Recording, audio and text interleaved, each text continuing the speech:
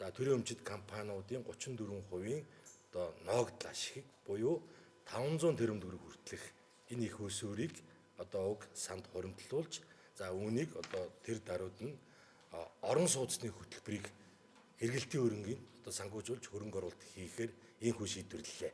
Төв банк одоо их усүр гаргаж нэг 500 хүртэл тэрбум төгрөг за эргэн төлөлтөөс буюу мөн одоо банкуд өөрсдийн их усүрээр 200 тэрбум төгрөг хүртэл за ингээд энэ 500 тэрбум төгрөг нэмэгдэхээр нийтдээ 1.2 их найт төгрөгийн ийм ипотекийн зээлийн эргэлтийн их усүртэй болж байна гэсэн үг.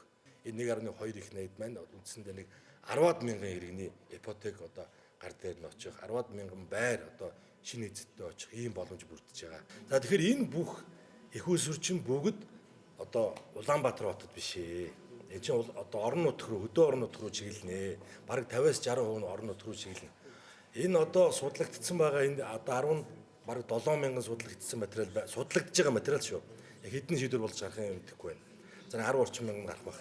Тэгэхээр эдгээрээ ер нь нэг бараг 50-аас илүү хувь шүү. 60% нь орон нутагт байж байгаа гэж байгаа юм.